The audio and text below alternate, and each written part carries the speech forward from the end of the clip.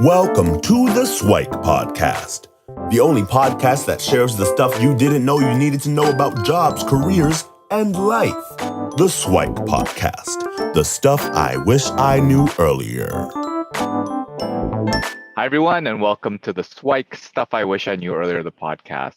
We're here with one of our guest hosts, Mike Santeusanio, and he comes to us from a background in sales, and now he's doing training and coaching, and hopefully I didn't butcher the last name.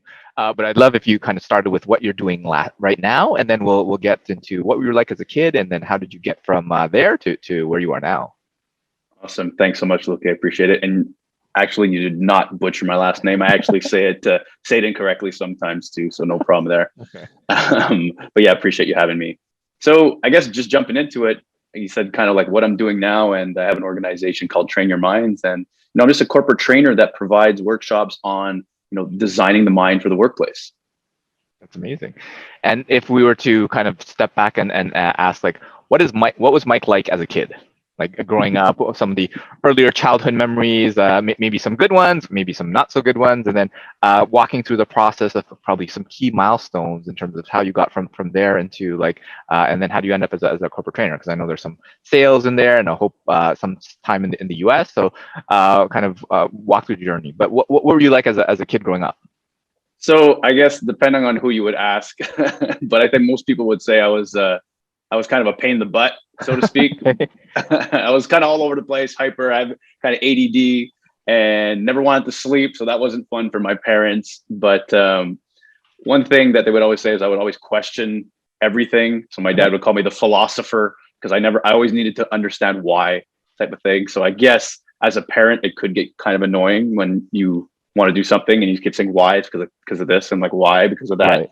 And then the whole thing when we're growing up, your mothers would say, why? Well, because I told you so, because I'm your mother, because I said so. But I had a problem accepting that. And I kind of ran through to school as well. But then I guess jumping into school, I realized that I could be a pain in the butt as long as I had good grades, because I always like to joke around and have some fun. So I felt like, as long as I work hard and get some good grades, I can still kind of be a little bit of a pain, but with respect. So that was always fun as well, to kind of just joke around. I like to be the joker, less about like being mean, but more about just like having some fun. So the idea like was the like class clown type of thing, or like, I guess you could say kind of the class clown type of thing. But yeah, so I figured if I could be a class clown, I probably needed to kind of get some work done at the same time. So I was always able to find that balance, which kind of made it a little more frustrating for the teachers as well, because I would bug them and they would kind of get a little annoyed sometimes, but I would be getting pretty good grades. So it was kind of contradictory and hard for them to kind of deal with. And then they would call my mom up and say, your son, he's acting up. He's joking around here. We're trying to keep things cool and calm. My mom's like, well, what are his grades like? Is he doing okay? He's like, yeah, he's got like a 90 average. He's like, well, look, I got to deal with this at home. He's got a 90 average. I'm happy. It's like, this is your job now, type of thing. So that was quite funny.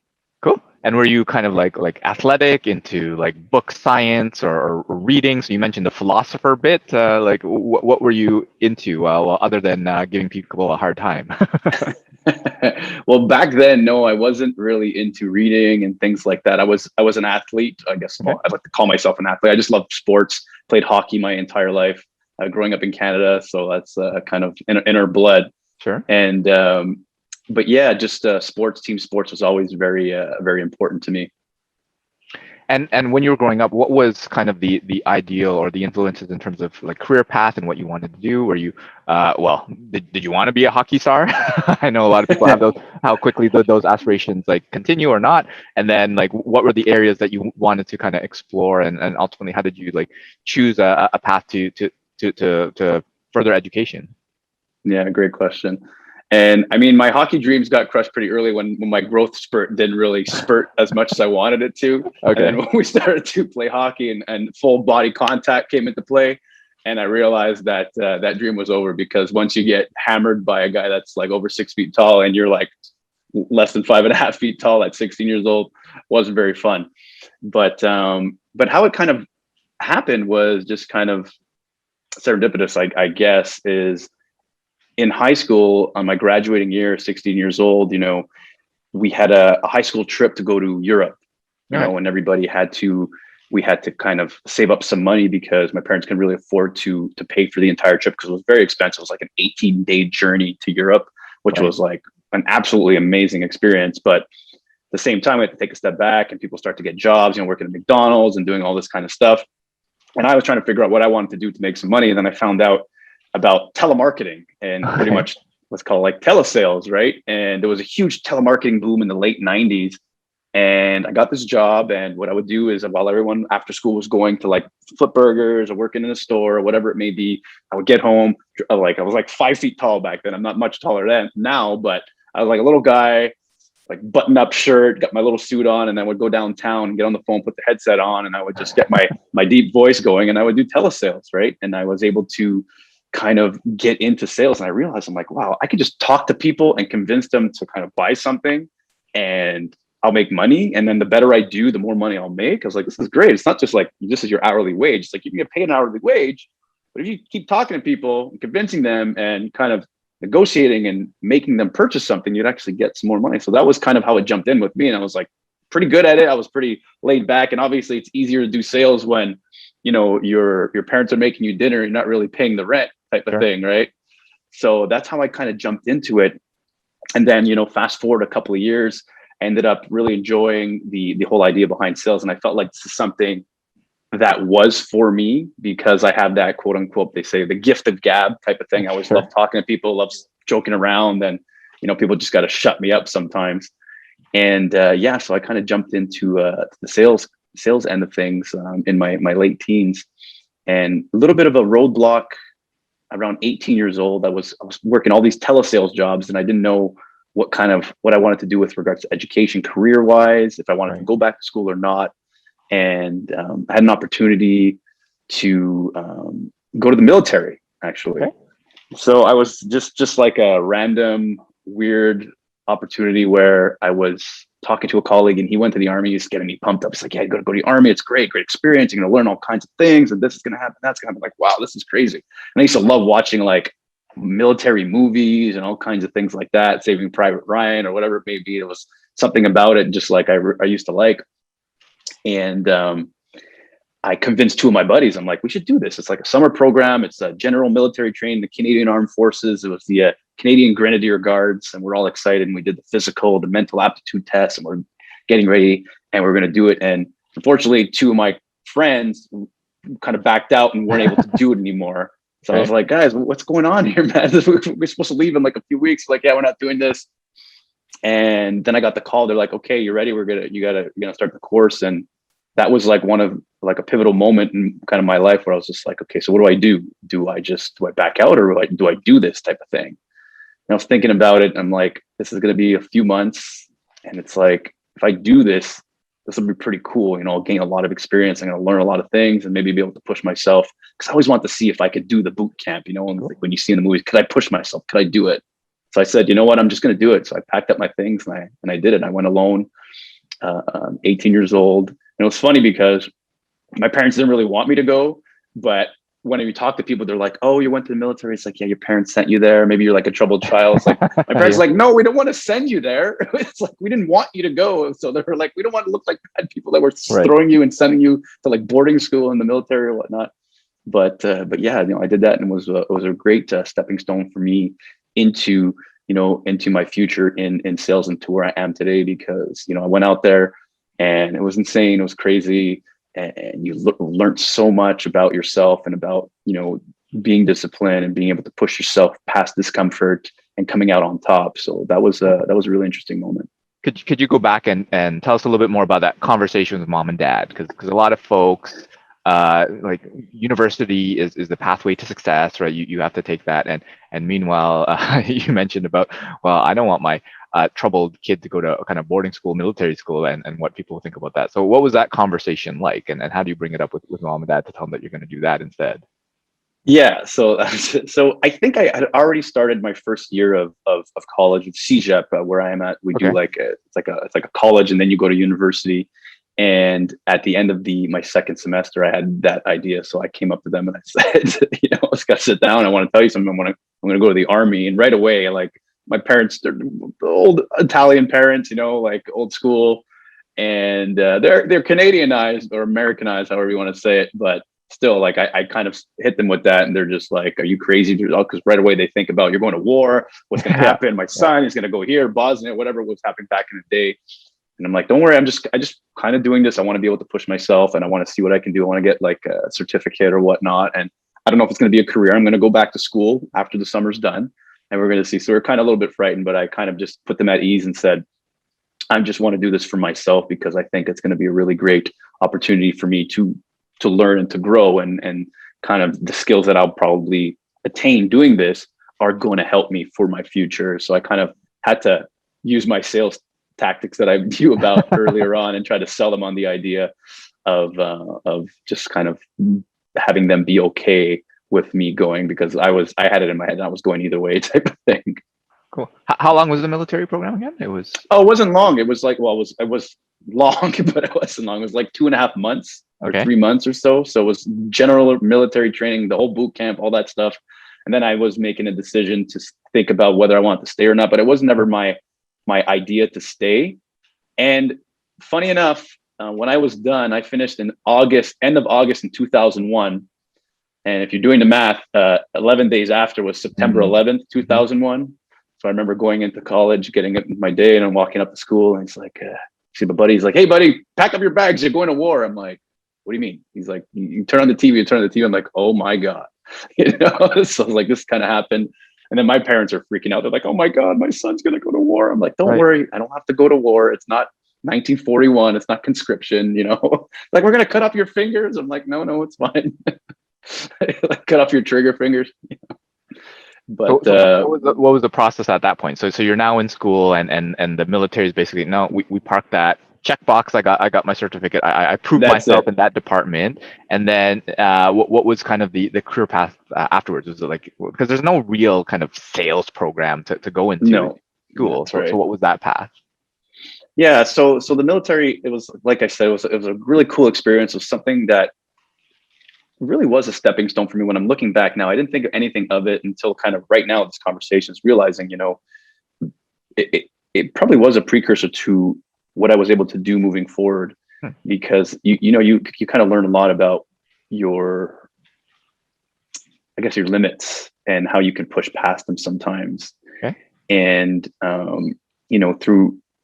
throughout the next little while after CEGEP, after college, I was thinking about what I kind of wanted to do, and I realized, I think sales is something that I was good at, and I felt like, why not stick? Because the more experience I can gain in the world of sales, the better I'll be, and the better I am, I can get a better job, higher paying job, more titles, more this, more that, the other thing. So I said, what I'm going to do is I'm just going to gain as much experience as I can in sales, because in the end, whatever you're studying, the more you study, the better you're going to be. And whether you get that job in that field that you're studying, and whether it's computer science, tech, engineering, or a trade, the more you work at it, the more you study it, the better you will become. And I kind of took that with sales as well, because in the end, like you said, there's no real training course on how to teach sales or whatnot. Sure. But there's a lot more to it mentally with regards to sales. But as you keep doing it, you gain that experience. So I had an opportunity through the telesales, and then working in another job, to go out and do something very crazy back in 2007, where I had the opportunity to pack up my bags again and leave the country. And again, my parents were kind of like, "What the heck's going on?" And I said, "Well, look, I got an opportunity to go do door-to-door sales in Philadelphia, Pennsylvania." At the time, it was, I think, one of the top 5 highest crime cities in North America. And I was like, "I'm gonna go sell security systems in the high crime neighborhoods of Philadelphia, door to door, for 100% commission, no salary, 6 days a week, for about 3 months." And they're like, "So what were the sales skills that you used in order to sell that?" Well, you did some training, and it's kind of the idea about pushing past discomfort, right? Because you're going to be knocking people's doors, and you're just like, "Oh my God." Like, there's no way. When I went down there, I sat there, my first day, I sat in a street corner by myself with my little binder. I'm like, "What the heck am I doing here?" And you literally just got to go up and knock someone's door, and they're going to tell you no, obviously. They're going to slam the door in your face and go to the next one. But I think I was able to do it because looking back now, it's like I already had that experience of pushing myself past discomfort, and the more I worked at it, the more doors you would knock, the more experiences you get, the more confidence you can probably get as well. And then you start making sales or whatnot. So you're communicating, you're talking, you're learning about body language, you're learning about the psychology behind it. And you're learning as well that would sales be a career for you in the future? Because when you're knocking people's doors, you'll know if this is something for you, right? It's a great way to say like, okay, look, I don't think I want to be doing this, because of knocking someone's door while they're eating dinner and then going to a future interview and they're saying to me, it's like, do you have trouble speaking to a CEO of an organization? I'm like, look, I was knocking people's doors while they're eating dinner that I've never met in my entire life. I don't have a problem calling somebody up on the phone anymore, because that's what you get in sales. Sometimes you get those fears about making that call and those fears about losing that sale or what, and it's always in you. And I've had that throughout the years too. Like, it was a great opportunity for me to go to Philadelphia and work that 4 months, because I was able to push past and have a great experience and learn a lot. And I did it the year after as well, because I'm a glutton for punishment, I guess. I went to Houston, Texas, and I did door-to-door sales in Houston, Texas. And then I vowed never again to knock anybody's door and sell something. But it was something very, very important for me to understand that sales was something that was going to be a part of my life moving forward. Could you bring us to one of those points, those low points you mentioned, like that everyone has the fear? So even someone as outgoing as yourself that can kind of talk and sell all these crazy stories to your parents and stuff, and get them to sign up. What were some of those more challenging moments, and then how did you push past those limits? Were there any kind of tips and tricks or perspectives or revelations that you're able to share with the folks listening in terms of something they could do if they're kind of in that situation? So some of them don't have the gift of gab. What could they potentially do to push back past their limits? Definitely. So it's funny that you said the word revelation, because back in 2007, something happened on one of those days, because in the life of sales, it's really, really tough. It's a tough mental game, because you're always thinking about the past, you're always thinking about the future, and you're only as good as your last month, so to speak. And then when you get those no's, when you're not making those sales, you get into that vicious spiral. You start looking at the past, you look at the negatives, and you start questioning yourself, and you start focusing on things that you have no control over. When you get into that aspect and that frame of mind, when you're in the present moment, it becomes a lot more difficult to get the things you want to get done, because your mind is clouded with obsessive thoughts of the past, obsessive thoughts about the future as well. Whether it's, I can't believe I'm not gonna make a sale anymore. What if I don't sell? Maybe I'm not good enough. Or next week, if I don't make a sale, then I'm not going to be this. I might get fired. And when you have those thought processes, it keeps you away from that present moment to do the job more effectively. And when you're able to be in the present moment, do the job more effectively, you will be better. And taking a step back, in 2007, it was a Saturday morning. I was sitting on a street corner, and I was down and out and not in a good spot, very sad, very depressed about what I was doing, and things weren't going well. And I was alone in like 30-degree weather or 90-degree, depending on where you're living and where you're listening to this podcast, sweating, sitting on a street corner. I'm just like, what's going on? And then I got a phone call. The phone rang, and it was my brother. And my brother is 6 years older than me. And he calls me. He's like, dude, man, I got to tell you something. And a little backstory, they were trying to have children for a while and wasn't too successful, obviously. So it wasn't successful at all, but gave me that call. And I've been away for, I think, almost a month at that point. So it was just like being away for a month from family, friends, just being all alone. I had kind of friends over there that I made because I was kind of, not forced to, but I ended up making. And he goes, man, guess what? I didn't call anybody yet. I want to tell you first. We're pregnant. We're having a baby. Nice. And I'm like, oh my God. And I just got emotional. We're on the phone. I'm like, this is amazing. I'm so friggin' happy. It was just like so much joy. I'm being an uncle. It's great. And I said, dude, you know what? I go, I'm going to kill it today. I'm going to kill it today for you and for this baby. He's like, go get a mic. And I hung up the phone. I'm getting emotional right now just thinking of it. Hung up the phone. And it sounds like almost like a made up story or like a movie or whatnot, or a very bad movie. I got up off my ass and I started knocking people's doors. And I wasn't thinking about yesterday. I wasn't thinking about tomorrow. I was knocking doors, a smile on my face. I had a great attitude. And every door I was getting my no's, getting my yeses. And that day specifically was the best day I've had in sales my entire life. I might not have been the biggest sales I've ever made, but I sold 5 security systems that day, and we were getting straight commission. You know, when you sell, I was trying to sell 5 a week. So 5 in that one day, made like $2,000-$3,000 in a day. It was crazy. And I was so happy, and it was nuts. I called my bro. I'm like, dude, man, I did it. You know, it's amazing. We just had another great exchange. And then, you know, it was a learning experience, but it was my first revelation. We talk about revelations because as the years progressed after, I thought I knew what the answer was. I said, well, I know how to sell. I know how to be good in sales or good in life or good at anything. All you got to do is be happy. So that was my first revelation. I'm like, you just got to be happy. So I would be like, when I was happy, I would do good. The problem was when I was upset, sad, mad, I would do bad. And then I would get mad at myself because I'm a happy guy. I'm a joker. And when I would be upset, I'd be like, why am I upset for? I shouldn't be upset. I'm supposed to be happy. I'm supposed to be happy. So this is where I kept growing in my sales career. And as I kept growing in my sales career, you know, I did better in sales. My salaries grew, my titles grew. But unfortunately, as I became more successful in business, I kind of became less successful in life because of those obsessive thoughts kept coming in. When the highs were high, but the lows were low. And it took a couple of years to realize the revelation to the revelation, right? Because that revelation I had was not the right revelation. That wasn't the actual truth of what happened that day. And this kind of sprung into train your minds as well, because I like to tell people, don't believe everything you think sometimes. Question everything. Because what I thought was right back then was not entirely right. Because the reason why I did so well that day wasn't necessarily because I was happy. It wasn't because I got a phone call. The reason why I was so successful that day was because I was mindful and I was present and I was in the moment. Cool. You see, that phone call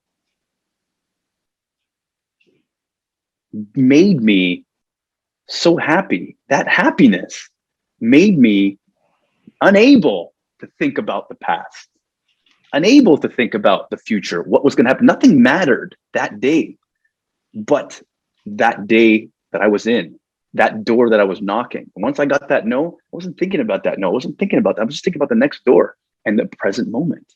And that hit me. I was like, oh my God, that was it.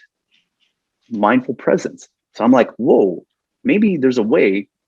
If I can figure out ways to cultivate more mindful presence, if I can be more mindfully present, then I can get the work done when I lack that all important motivation. Maybe I can get the things done when I'm not totally happy, because in the end, after learning more, happiness, just like anger, as you know, is an emotion.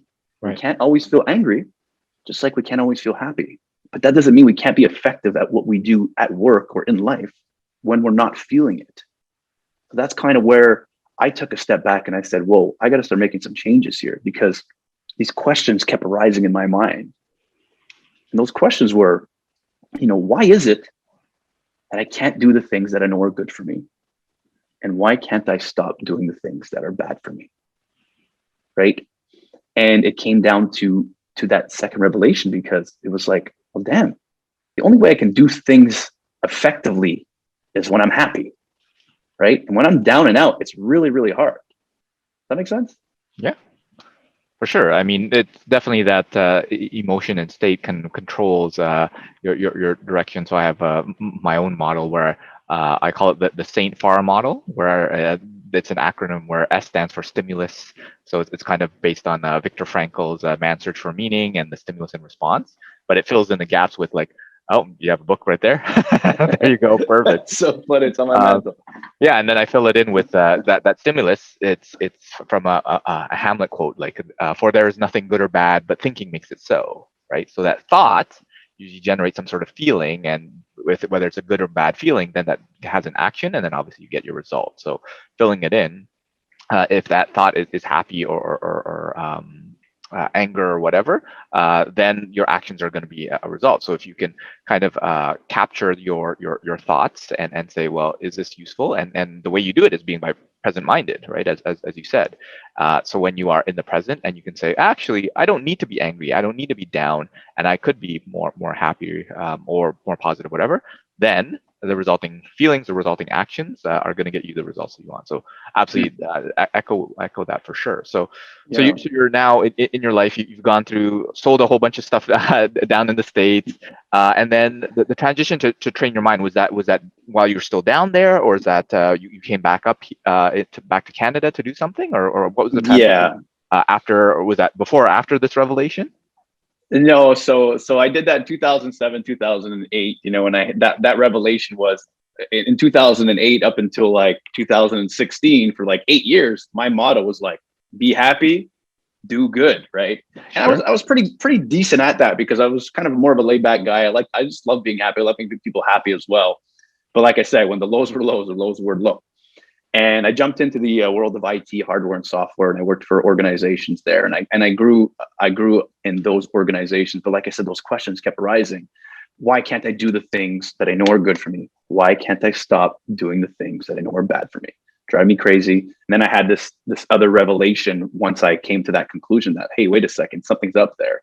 So I took a step back, and I just started to, I don't know what happened. It was like the age of the podcast back in 2015, 2016 was really big. And I started to consume a knowledge. I started to listen and learn from top performers in many different areas. I start to learn things, start to read more books, read plenty of books, put my mind and my body to the test. I like to. Do you have a couple of suggestions that you can provide and kind of name drop for folks that are willing to kind of go on the same journey as you? Oh, I can definitely do that. I mean, there's a ton. We can probably talk about that after we put up a list, definitely. But yeah, just consuming everything in many different areas, like from evolutionary psychology, neuroscience, longevity, health, fitness, well-being, mindfulness, meditation, the science behind things like habit building, routines, morning routines, willpower, mental resilience, all these type of things, and understanding a little bit more about this, which was a really great tool for me to put myself in a better position to succeed, put myself in a state where I can get things done more effectively, or put myself in a position to get things done more effectively. Because why not? Because sometimes, like I was saying, it's like, what happens when you wake up in the morning, you lack that all important motivation? How can you get things done? Well, there are ways to do that. And this is kind of where I just started to work on myself, because I knew there was things I wanted to do in my life. I wasn't sure what it was. I knew I wanted to do something. I wanted to be a part of something, or be able to help people, or there was something there, but I didn't have it in me yet. I didn't have the self-confidence. I didn't have, the willpower. I didn't have the things that I was trying to cultivate. So as the years progressed, I started to get stronger and stronger mentally, physically, emotionally. And today I feel like I'm strongest I've ever been. And not because, things are perfect, but because I found the ability to better focus on the things that I need to focus on in that given moment. And so it kind of got to a point where I was feeling great now. Things were working. I was doing well in sales with the least amount of stress I've ever had. So I'm like, some of this stuff's really working for me. Maybe this could work for others. But I still wasn't sure what I wanted to do until, unfortunately, don't want to bum you out or bum your audience out, but my father unfortunately got diagnosed with early stages Alzheimer's a few years ago, and it progressed very, very rapidly. And throughout this time, I was still working on myself, because it was very, very important to me. And that's another thing that kind of drives me, is that whole airplane analogy. You put your mask on yourself first before you put it on somebody else. And I always felt that, as long as if I'm strong enough mentally, physically, emotionally, I can be there for others mentally, physically, emotionally. You know what I mean? I can be able to put smiles on people's faces as well. And then throughout this time with my father, thankfully, all the things that I've worked on over the last couple of years were able to keep me in the present moment, to keep my focus and keep working and not going down into this little rut. But then I kind of realized what I wanted to do after, because seeing my father unfortunately deteriorate mentally, I realized that it's so important to, and it's going to sound like a name drop here, to train your minds, right? This is kind of where Train Your Minds came about, because I'm like, man, there's so many things that I've done over the last bunch of years, so much knowledge that I've accrued and put my mind and my body to the test. Maybe what I can do is I can kind of roll it up and create some sort of like an easily digestible playbook where I can go out to people and organizations, start sharing this with people to help them potentially put themselves in a better position to get the things done and to be a better version of what they already are, to help them understand more, educate them more, that it is possible to train your minds, it is possible to feel better, and ultimately kind of decrease the lifespan of those negative emotions. It's amazing.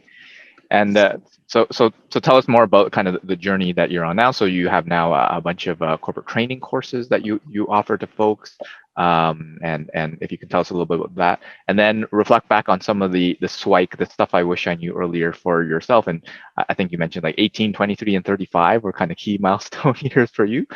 So if you can share a little bit about that, that would be awesome. Yeah, 18 was the army, right? That was the first, Right. the first crazy thing, and then 23 was Philadelphia, just packing up, and leaving on my own again, and 35 was train your minds. It's packing up and leaving on my own, like packing up and going out into this world and taking a chance, and being able to share this with people. Where now I go into organizations and I provide custom, tailored workshops, lunch and learns, one-on-one coaching for employees, to provide them with the tools to kind of manage the mind in the workplace, to handle those obstacles that arise, that will inevitably arise, right? Because like you were saying earlier, we don't get taught sales in school and things like that. But a lot of organizations, when you're training to become whatever employee you are, that you want to become, you're learning the systems, you're learning this, that, the other thing about the organization, about the product, but we're not learning about how to deal with the obstacles that are going to be arising, how to deal with the mental anguish that's going to happen, the mistakes that are going to be made, the anxieties that you might have to deal with, this, that, and the other thing. And then there's that work-life balance, which is so damn important, right? So this is kind of where Train Your Minds comes in. It's kind of, I like to tell organizations that it's more of a complement to your existing employee engagement, your existing wellness initiatives, because it's so important these days, especially now. And I think it's Mental Health Week, I think right now in Canada, and to get people a little bit more educated, and letting them know that there's a way to start changing the chemistry of your brain, and feeling better, and there are tools out there to make you able to get the things done that you always wanted to get done more effectively, with a better percentage of success. It's amazing. So if you're able to go back to 18-year-old Mike, he's just maybe before or during he's about to go to the army. Like, what are some of the tidbits that you'd want to share with him? If you could send him a post-it note or something through a time machine or something, what would you share with him? Yeah, I mean, when I keep thinking about the stuff I wish I knew earlier, one thing very easily would be the definition of success. And back then, the younger version of Mike thought success was about having money, and having that job, and just saving money, and just, it was kind of about money, and especially in the life of sales, right? A salesperson wants, you're always striving to get more, and to make, the better you do, the more money you make. So that was kind of what it was all revolving around.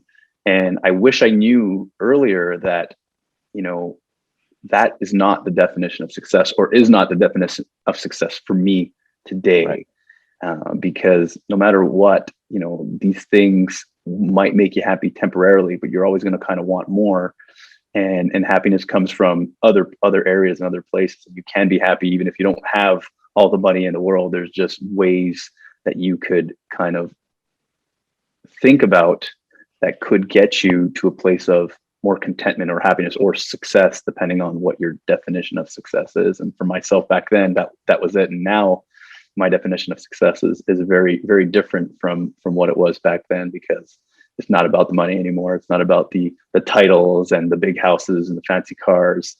It's just about, having that contentment and that work-life balance, and that happiness is more important than any dollar, those relationships.